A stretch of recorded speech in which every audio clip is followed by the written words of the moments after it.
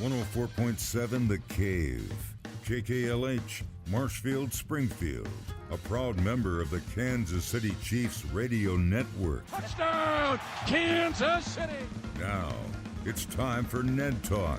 Well, looks like spring has sprung, and we are in the midst of March with our first episode of Ned Talk right here on 104.7 The Cave. It's your local live sports conversation. I really don't want to say talk show anymore, Ned, because I think we have a conversation. Would you agree with that? Well, it's how we want to run the show as a conversation. It's not talk. It's not interview. You're not interviewing us, or we're interviewing you, or anything. It's just general population, just conversation. Just general BS between four guys. Yeah.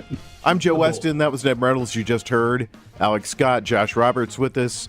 And we, let's start out the show talking about the Chiefs because there's a lot going on in the kingdom. Ned, where do you want to start? With MVS going, or do you want to start with the stadium? Don't want to fool with the stadium. They're going to make $800 million in renovations, but it's not going to start for right away. It's going to be after the World Cup competition in 2006, and then they'll do a lot of renovations. A lot of it is going to be done, from what I understand, not necessarily to the stadium itself, but to the surrounding area.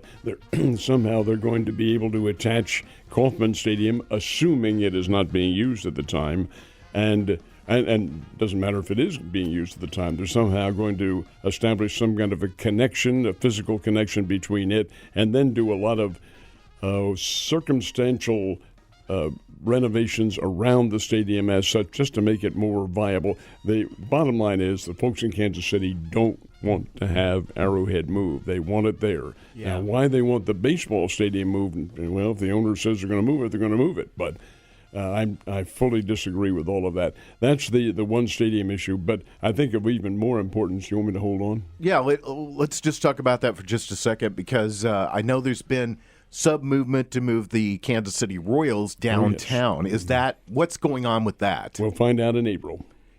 So that's a tax ignition. They're got in the ballot. Mm-hmm. Okay. So do you think this move was part of maybe a move to kind of keep the Royals out there, to say, hey, we're doing something to make all this better? I don't really know whether or not that fits into the Kansas City Chiefs scheme of thinking. I honestly don't know. I don't know, but if the Royals owner, a fellow by the name of Marshall, is hell-bent on putting that stadium downtown, and he wants to foot the bill and get some help from the populace, then he'll do that. I question as to whether or not he's going to get the help from the populace, and that's what we'll find out in April. Who owns Arrowhead Stadium and Kauffman Stadium? The city. The city owns both of those. Okay. Interesting. Okay, let's get on to talking about roster moves and talk about all of that. Let's start with, I guess, the big one this week. When this is L'Jarius Sneed you're talking about, with the franchise tag applied to him, and I think the reports are accurate. I think the Chiefs are dangling him out in the market to be traded. Now the salary cap is $19,800,000, virtually $20 million. That's a lot of money, but that's not insurmountable from the standpoint of a lot of teams in the NFL who need outstanding defensive backs, D-backs, cornerbacks, so forth and so on. So I do think that Kansas City stands a chance of being able to trade him. If they don't, they keep him. All right? What does that do to their salary scale? That's a good question. And how does that affect Chris Jones and the negotiations to restructure his and get – he's going to start – his demands will start at $32.1 million a year. Wow. Because that's what, if they had applied the franchise tag to him, that's what it would have been. So that's their starting point with him, and that, folks, is a lot of money. What do you think, Alec?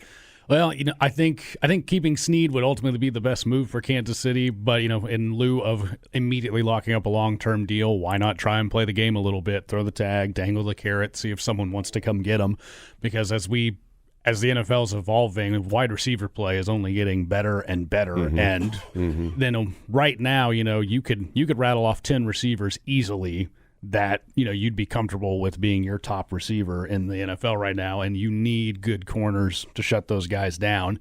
And I think that was the best unit of this Kansas City Chiefs defense, Patcher, was the defensive secondary. The things they were able to do together. You still have McDuffie on his rookie year for a rookie contract for at least a year more before he might start asking for an extension. But I think I would prioritize Snead over Jones just because of the age gap and probably a little bit cheaper. But I ultimately think Kansas City ends up keeping Snead. I don't feel like they're going to get what they would like in return for a trade. So I would guess either he plays on the cap or they get a long-term deal done once they, in my opinion, figure out that Chris Jones isn't going to be an option, because I just think he's going to ask for too much. Josh, let me ask you this. L'Jarius Snead's going to draw some interest from people out in the NFL. Would you say that Marvin Harrison Jr. is probably going to go in the top 5? Would the Chiefs be able to trade up to get there? Ooh, I do think Marvin Harrison Jr. will go in the top 5, but I don't know that the Chiefs have enough to offer to get up to that number. I think it's a mistake if they don't keep L'Jarius Snead, because with him and McDuffie, like we were talking about, they are both almost shutdown corners, and to have two players like that in your defensive secondary made a huge difference this season. And I think it would be a mistake. I think they're playing with fire by dangling him out there, like you're saying, with the franchise tag to see what the market will bear, because all it would take is $20 million and then he's gone. And if some team sees what he's capable of, then the Chiefs are going to suffer for that. So I don't think they'd be able to trade him and get in the top 5 as far as first round picks. Ned, what do you think the Chiefs can get for him right now? For Snead? Yes. That's a good question. I would think that they'd go for draft choices, maybe for this year and maybe in the following years, because Kansas City is very good at drafting for depth. And that's why they're the good team that they have been over the years and are going to continue to be, because they've had that ability to gain the bench players and nurture them into the Kansas City scheme of things. So I would think they'd get some draft choices, maybe one upper echelon receiver. But again, you have to dangle Snead out there, as they're doing right now, to really be able to determine what the rest of the NFL thinks about him. Because while we down here in our parochial area, and even speaking for the folks in Kansas City, put a high value tag on him, and he is a good player, the others may not. That's just it. You don't know how they think. He's a good player, and just as a point of argument. Yeah, you've had some shutdown defensive backs in there. And one of the reasons that they're shutdown backs is because guys like Chris Jones and Karlaftis and people like that are hurrying the quarterbacks. You take away one element of that, and maybe they aren't quite the shutdowns that they have been. Again, just playing devil's advocate. Sure. No, and I understand that. And it wouldn't be the first time you would have seen, there's been guys who have looked great on Super Bowl caliber teams, and then they go to be the guy on a lesser team, and it just doesn't translate because they don't have the help around them. I would be surprised if Kansas City can get more than they would want for Snead, because the problem that holds it back is not only do one, I have to trade for him, 2, I have to pay him to keep him. So you're giving up assets to earn the right to give up more assets to keep him on your team, I would believe most teams would give up maybe a second-round pick at most for Snead, or they would opt just to be patient and see if maybe he just leaves Kansas City of his own volition. You don't have to trade.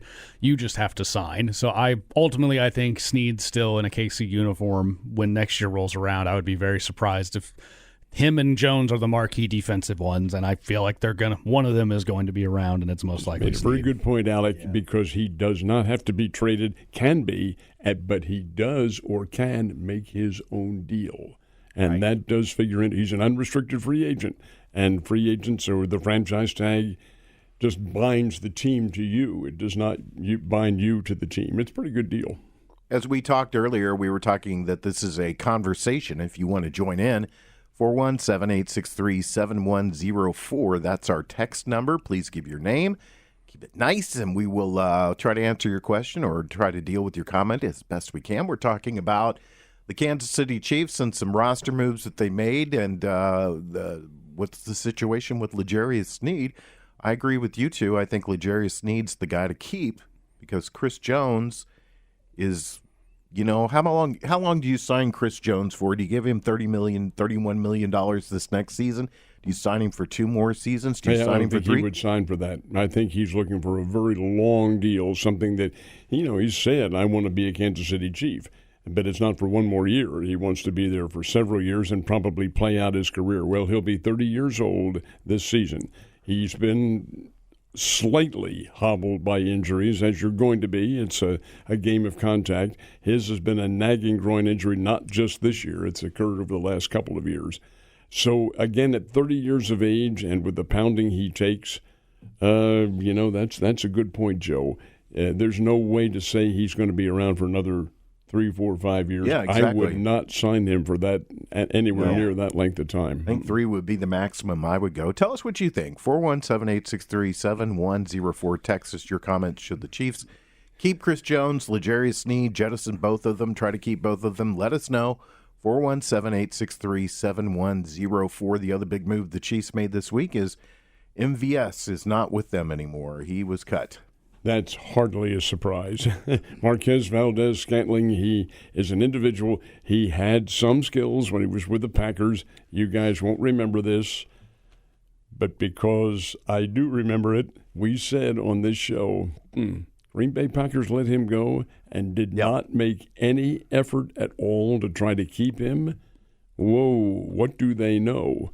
And you look what it turned out to be. Dropped some key passes and all that sort of thing. Now, he caught the ball. And what did he have? 21 receptions this year, I think is what it was. When in the past he's had as many as 42 and 43. No, he was, I won't say damaged goods, but he was beyond his great skill years as such. And he's dangling out there as a free agent. And when that market opens up, which I think is March 11th, is when the negotiating can start. March 13th. It's March 13th when they can sign. Let me ask you this question, Ned. What's the best route for the Chiefs to go? Because they have been very public about saying that they want to do a three-peat. They want to get that magic thing, keep it going. So what's the best route for them to go at this point? Is it free agency or is it through the draft? Your opinion. Making sure that Patrick Mahomes is happy. Yeah, exactly. Yeah. That's number one. True, there. yeah. So then next. He's the key. There's no question about it. You're going to be a winner when he's your quarterback, and he is the quarterback. He's a very smart guy. Now, his surrounding territory, it's a little difficult to say. I can't see Clyde Edwards-Helaire coming back with him. I think they'll let him go.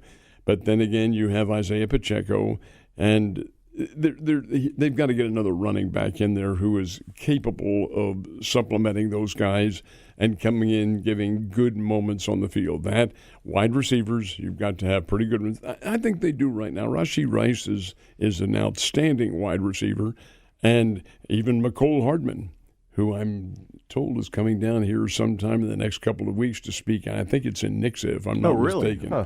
I'm not sure it's been solidified yet, but yeah, that was among the plans. Regardless of that, they need somebody to help because, after all, Mahomes can get you the ball, but you better hold on to it. Right. And that didn't manifest itself to a tremendous extent this year. Although, come on, you won the Super Bowl. What else do you want? 417-863-7104. Text us your questions, your comments. Alec and Josh, let me ask you guys, how would you rate this year's NFL draft, and where can the Chiefs pick up a steal at late in the first round? Well, from what I've seen so far, the Combine's wrapping up today. They've been putting on the Underwear Olympics in Indianapolis here, and everybody looks good at the Combine. We'll start there, but what I've seen, though, is apparently offensive tackle and wide receiver are very deep in this class, and those are two positions that Kansas City would be happy to take more of. Now, I think we need to rule out right now Marvin Harrison Jr., Rome Odunze out of Washington, Malik Neighbors out of LSU, the big-name receivers will be gone in the top 10 to 12 at least. Kansas City, I don't think, has the capital to get up there, but just because, Rashee Rice wasn't gotten up there, so there's always going to be room to find more guys down low. What about that kid from Georgia? He's an impressive kid. Oh, Lad McConkey. Yeah. McConkey, yeah. Again, that's a guy who, those are the types of guys Kansas City will want to look at because, the superstar, the five-star blue chip, however you want to label it, prospects, Kansas City just is too good to get up there to reach that pick. A guy no team's going to want pick 32 for pick 5, and I don't know if I don't know unless they threw in Patrick Mahomes, which they're not going to do. So, so they're going to be looking at those wide receivers, which is that's how they found Rashee Rice. That's where they tried to get Sky Moore going. And wide receiver is getting very, very deep. These guys might not be Marvin Harrison on paper, but give them a year. And, you'll find A.J. Brown came out of the second round. Tyreek Hill sat for a long time. Justin Jefferson was not the first wide receiver off the board in his draft class. So it's just the position is only getting deeper. There will be guys there for Kansas City to find. What do you think, Josh? Well, I agree with that. I think the things they need to address are offensive line, tackle specifically, because they got to get rid of that number 74 guy. He's terrible. All those penalties and everything were awful. And then they do need to try to – I think – they need to take a chance on a higher draft pick wide receiver. I agree they're not going to get anybody out of the top 10 because I don't think they have enough to offer or are not willing to offer enough to trade up that high. But there are so many good wide receivers this year coming out of college. They could get somebody who could be a diamond in the rough that could turn into a really good number one receiver, and I think that's what they need to look for. Because there are. I can't think of any other names right now, but I'm watching college football all this season. I'm like, that's a good receiver. That's a good receiver. It'd be cool if the Chiefs got him. It'd be cool if the Chiefs got him. So I feel like there's going to be a lot of opportunity there. Well, and you've got a couple of big names that are entering the NFL free agency this year too as wide receiver. And do the Chiefs have any shot to sign any of those guys? That's a good question. Do not know. I would assume they do if they're able to justify it with the salary cap, which you can justify anything with the salary cap since it's a very pliable level of your financial scheme. So yeah, I would think they'd be in the market if somebody appeals to them greatly. Yes. Mike Evans is a possibility there. Possibility. He's getting up there though. But he's also going to want a lot of money. It's the guy who Tampa Bay, and he was injured some of last year too. That's going to be a factor in his availability. But Mike Evans, pretty good ball player. Never hasn't had a 1,000-yard receiving season. I think he whittled away in Tampa in the early part of his career and didn't get the attention he deserved because Tampa wasn't doing anything. And then Brady got there, and everyone really saw it's like this guy has been good for a very long time. But that's the tightrope Kansas City has to walk, and it's what happens to a lot of Super Bowl teams. Is the reason you win is because you have a lot of good people, and to keep good people, you got to pay up. And you're always going to – Kansas City's almost always going to be the premier free agency destination in terms of what we offer you on the field.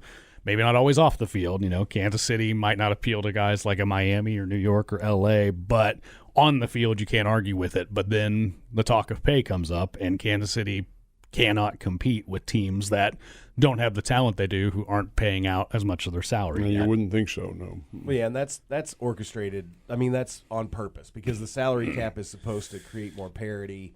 So as the team gets better and all those players get better, then they do have to get spread out because you can't afford to keep them all with the cap. Let's talk a little bit about NFL free agents when we come back, because I'm just going through this list and there's some really interesting names out there. And let's just play deal or no deal with the Chiefs and some of these guys out there. When we come back, it's Ned Talk on 104.7 The Cave.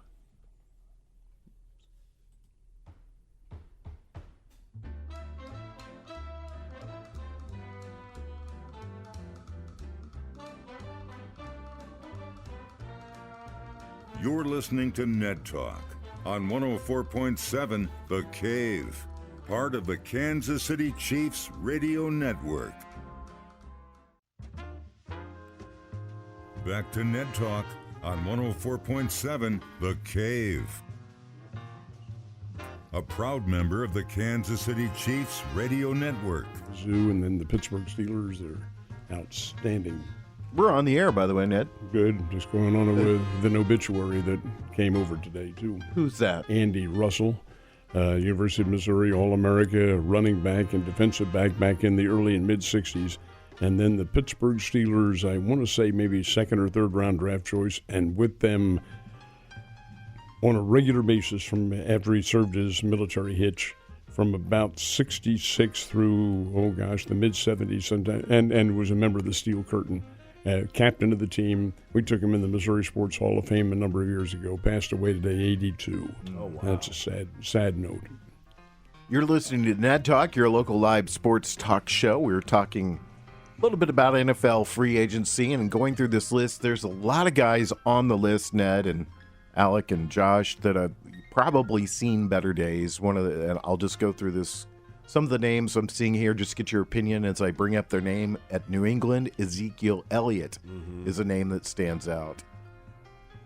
Yeah. Everybody's taking a bit hard pass on that one. Yeah, I mean, if you could get him for cheap, I think he could still be a decent battering ram at the goal line. But Kansas City, either one, doesn't want to do it or do, and they, rare instances they do, they have Pacheco. Randall Cobb from the New York Jets. Another guy kind of wrapping up his career. Right. Yeah. Yeah, everybody's kind of nobody. Dalvin Cook.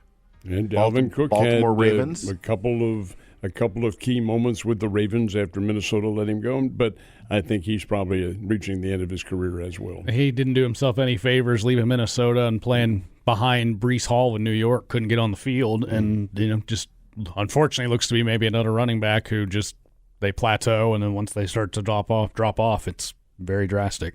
Yeah. Is the expired date gone on Odell Beckham Jr.? Are we calling that, guys? Is that over? Is everybody done with that? I think I would have called it about 3 or 4 years ago on that guy. But I'd rather have him than Randall Cobb. I mean, he is older. He's not what he once was. But if you can get him on a deal, he'd be the second best receiver in the Chiefs' room at this today. If you signed him, I would want Rashee Rice over him, but I think he would help. All the receivers on Miami who are not named Tyreek Hill are free agents, by the way. Yeah. Jalen Waddle come to town. Cleveland Browns. You guys want Joe Flacco? Kareem Hunt? You want him back? How about that? I don't think the Chiefs want him back. Okay. All right. Joe Flacco's going to go back to his couch. I'm seeing a lot of cornerbacks on this list, too, by the way, which might play into the Chiefs' decision. I'm seeing a ton of cornerbacks on this list. Your team, Alec, they've got a couple quarterbacks, maybe Mason Rudolph, Mitch Trubisky. It's like Trubisky already been cut. Mason Rudolph, they're in talks with. I would be surprised if he leaves Pittsburgh. I think they'll want him in the room for, just so we have a plan B when our plan A inevitably doesn't work. So they need a plan C is what they need. But just kind of going through this list, seeing who's out there, possibility, just talking about it. Calvin Ridley's an interesting name for Jacksonville Jaguars, that he's out there right now. What do you think? Any tread left on those tires? Oh, I think he probably has a little bit left, but is he going to be your primary receiver? Probably not. Ridley had some great years in Alabama and some pretty good ones in the early years of the NFL, but he's probably half a step slower now and probably not.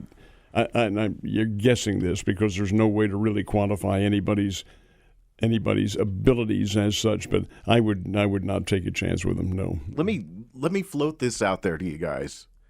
Let's say the Chiefs just go, we're going to trade L'Jarius Sneed, we're going to let Chris Jones go, and then we're just going to throw a truckload of money at Derrick Henry. What do you think?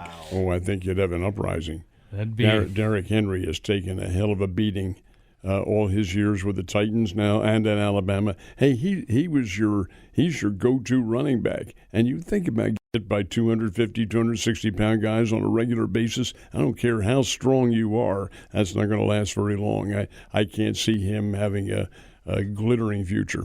Let's go through this list of Chiefs free agents really quickly, and you guys can give me a yes or no on back. Blaine Gabbert. Well, it's kind of a wash. If they need somebody to back up, he's fine. I think he'll be back. I agree. Jerick McKinnon? No, I don't.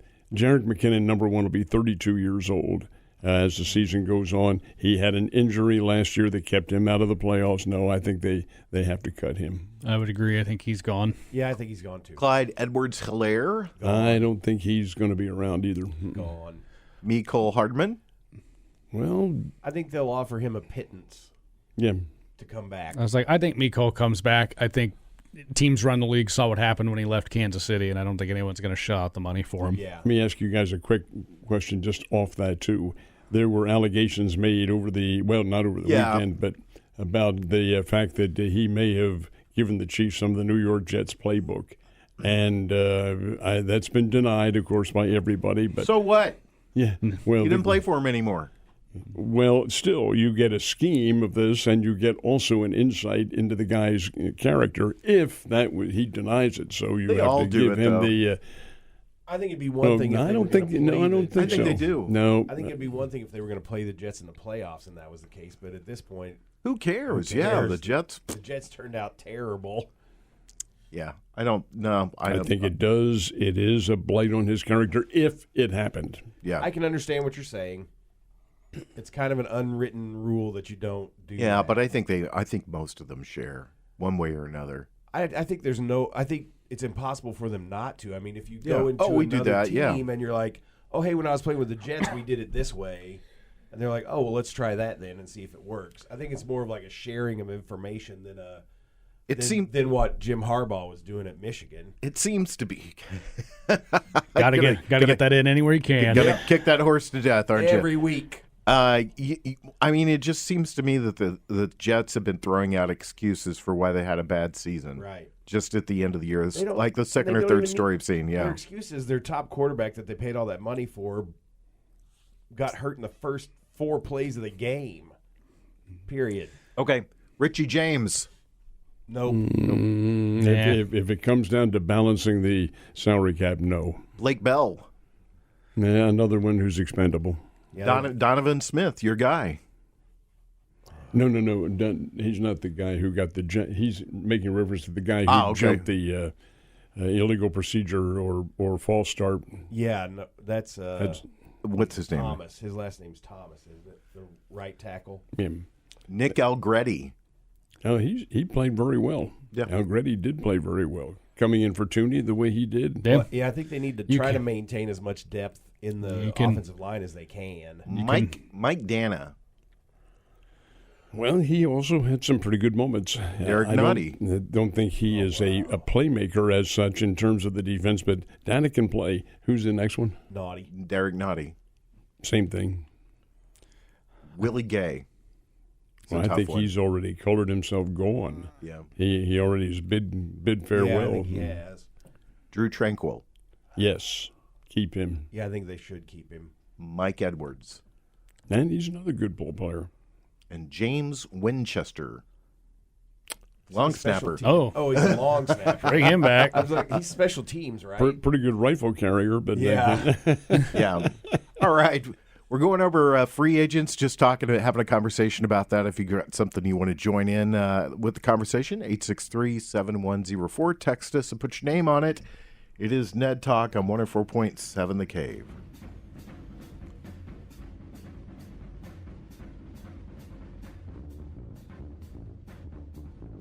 You're listening to Ned Talk on 104.7 The Cave, part of the Kansas City Chiefs radio network. Back to Ned Talk on 104.7 The Cave, a proud member of the Kansas City Chiefs radio network. We're talking some NFL free agency because that's the way teams build. It's a 3-pronged attack that you have to take. First of all, you got salary cap. Secondly, you've got the draft. And third, free agent. The Chiefs have done a mix over the years. I mean, Brett Beach has done a really good job of just kind of mixing up how he's done things. When they won the Super Bowl 2 years ago, or a year ago, I guess I should say, the Chiefs brought in a couple of guys, Juju Smith-Schuster and Marquez Valdez-Scantling, took a chance on those two guys, really augmented the receiving core. Yeah. The defense was good enough, and then they were able to win the Super Bowl. This year, it was a completely different story. They went with some young guys trying to get some experience, and then they really just put their money on the defensive side of the ball. And I guess the question is, what are the Chiefs going to do this year? We're going through the list of free agents. Josh Jacobs with the Raiders is available. Any takers on that one? I would be. I think Jacobs outstanding running back, but whether or not he fits into the scheme of what the Chiefs do, excuse me, he's a excuse me, guys. This is a sick edition of Ned I'll Talk, say, by the way. I will say about Jacobs, he's the type of talent that I don't think you he's not going to want to come in and sit behind Isaiah Pacheco. and I don't think the Chiefs are going to want to pay anybody to take Pacheco's spot because he's proven to be very effective. He and Saquon Barkley are both one-on-one ball players, and that's how they fit into the scheme. They are the premier running backs on their team. Would either one of them be on the Chiefs? That remains to be seen. Yeah, Saquon Barkley, which Ned just mentioned, he is a free agent. Tony Pollard is also a free agent with the Dallas Cowboys.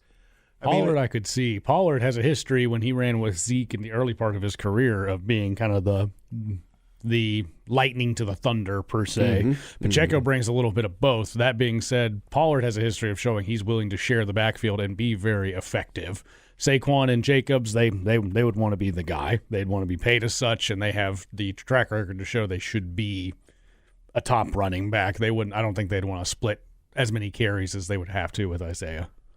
The interesting name that's out there with the Philadelphia Eagles is Julio Jones. I mean, there's a lot of mileage on those tires, though. A lot of legacy too, but that he hasn't been capital J's Julio Jones in quite a while. He's I admire him for continuing to try, and the Eagles took a flyer on him, but he's not the same guy anymore, unfortunately. Well, and that's what we were talking about. Is he went from being possibly the best receiver in the NFL to just disappearing. Well, let me ask you guys this, though. I mean, just get your opinion. Do the Chiefs, they won a Super Bowl this year with let's be honest, other than Travis Kelce, really a C-plus receiving core. You would call them pedestrian. Rasheed Rice shows that he's got potential, that he could be the guy going down the road for them. Mm-hmm. They could take a flyer on a big name, a guy that just is smart, that knows how to get open. That runs good routes, yeah. Mike Edwards, Byron Pringle, one of those guys. What do you think about just, taking a year with Julio Jones and just seeing?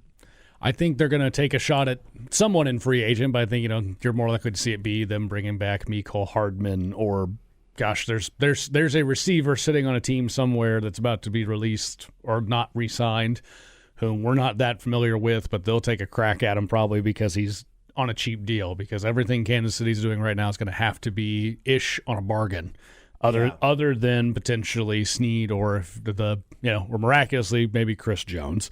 So I think what you're most likely going to see, though, is Kansas City sitting back saying, we love the development we see from Rasheed Rice. We know Kelsey's Kelsey. Let's see if we can get a rookie or two in here and see if one of those hits. I wouldn't be shocked if this upcoming season we have a lot more of the same as far as the offensive skill players go, and everything's going to be okay as long as Travis Kelce remains Travis Kelce. But, he's going to be 33 or 34 at the start of next season.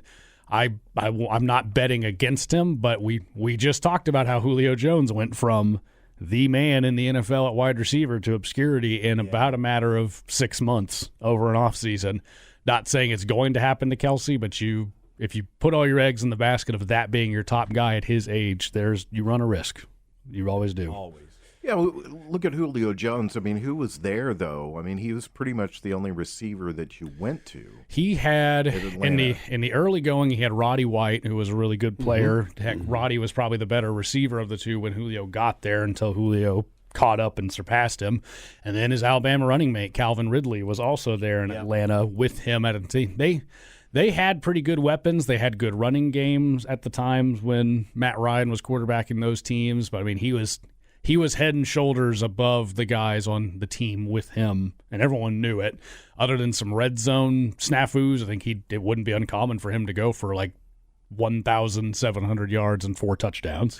He wasn't always getting in the end zone, but he was a monster in terms of routes and catches and yards.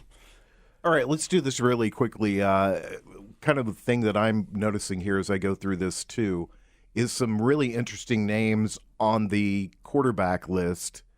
So I'm going to ask you guys, and you just answer out loud, in or out of the NFL next season. So some interesting names. Ooh. Trevor Siemian. Who? In. Trevor Siemian. I would say he stays in more than likely. Okay. I don't even know who he is. A.J. McCarron. Out. More than likely out, yeah. Joe Flacco. Out. Back to the couch, Joe. Let's see. Until midway through the season when an injury happens and he might come back. Mitchell Trubisky. I think he'll get another shot somewhere. He'll be a backup somewhere. He's a good enough athlete. I think teams won't be able to resist the intangibles. Gardner Minshew. Definitely in. He led Indy to a play. He almost led Indianapolis to a playoff Into the spot. playoffs, that's right. Oh, he's that guy. Okay. Ryan Tannehill. Ha! In. Tannehill is still in the NFL. He was the starter for Tennessee opening day this past season. season. Capabilities, he still does. He'll be around. Going through this list here. Tyrod Taylor. I think he's retired. I think he's already out. Well, no, I'm thinking of Teddy Bridgewater, who has retired. Yeah, but this guy is pretty close to it. Tyrod's right there as well. Marcus Mariota.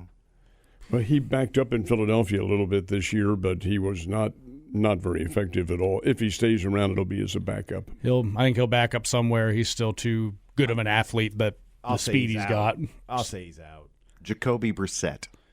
Yeah, probably out. I think he's in. I think Jacoby has shown he can take okay teams to okay places, and as far as backups go, that's he was in Washington last year backing up Howell, and I think Washington would have been a better team with Jacoby manning it, but you wouldn't have learned what your young quarterback was capable of. Is he going to win for you though?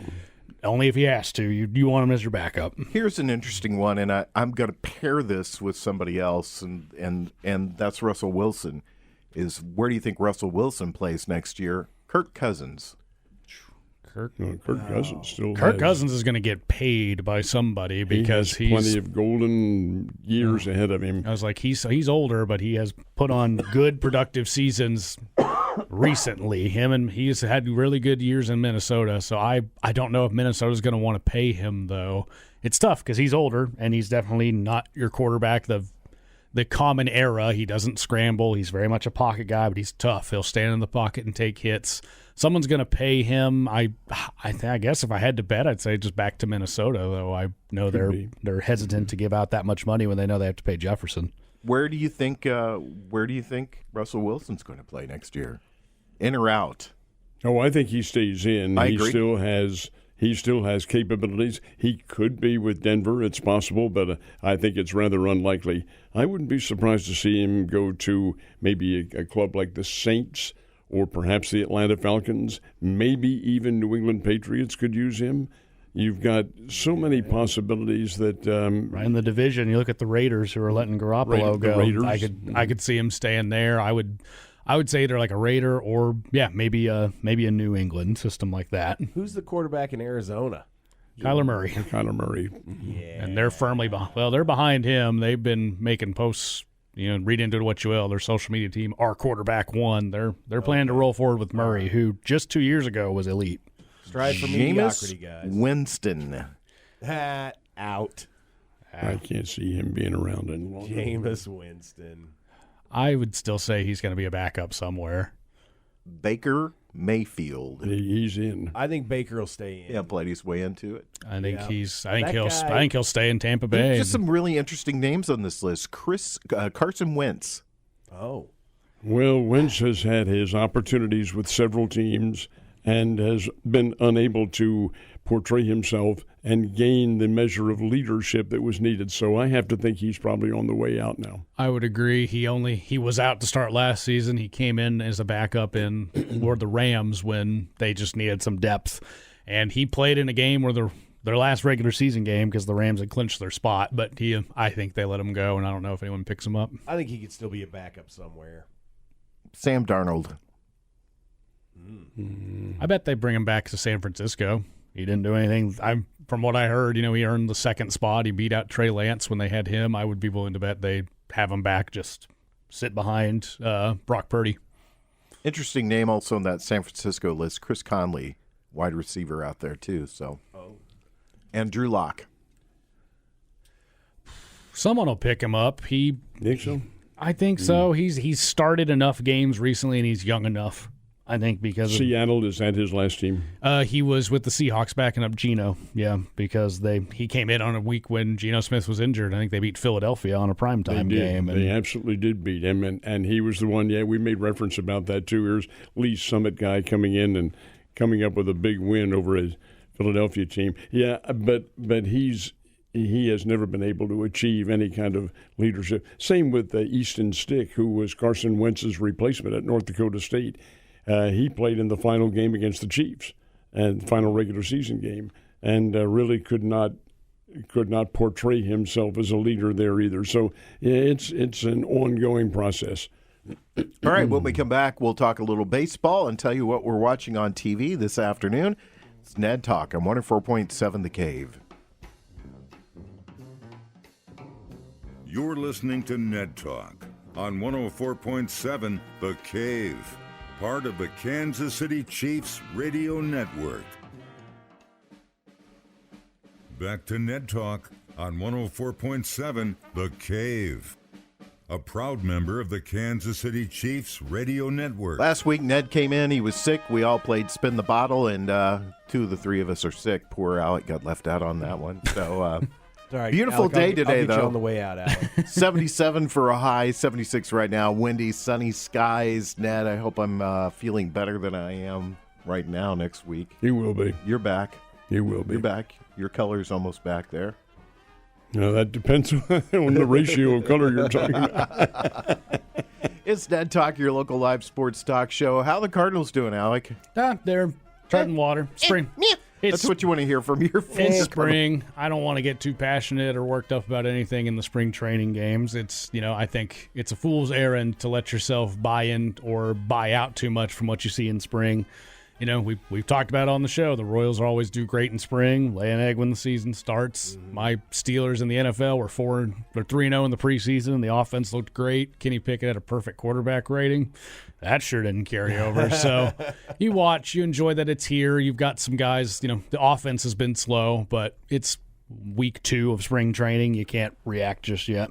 Ned, you're one of my favorite Royals salesmen every year. You said last year they're a better team than this. Do you think they'll be a better team than they were last year? I do. I think they have a lot of young, skilled players. Do they have a championship level? No, of course not. They're not even close to that yet. But I do think they're going to get better. You have Bobby Witt, who is now secured for a number of years, 7, I think it is, with Kansas City, and that's a great signing by the Royals, too. But you have others coming in there. The problem, again, is pitching. Do they have the depth of pitching? Do they have the skill level of pitching? That's going to be the ultimate factor. I can see them finishing maybe not at 500, but not too very far below 500 this year. Oh, well, that's good news. And what have you seen from the Cardinals? Anything getting your juices flowing? No. No. I will tell you that, in all honesty, no. I think we'll have a very good year from the Springfield Cardinals because they do have a lot of young talent coming here to play this year. And I might add we have 12 of their games on TV this year as well.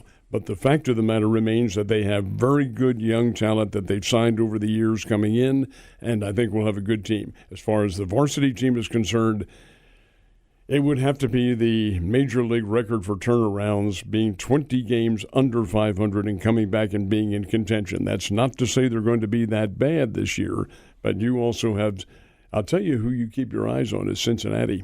They're really, really top-notch ball club. I can't see the Pirates. They're still scruffing along.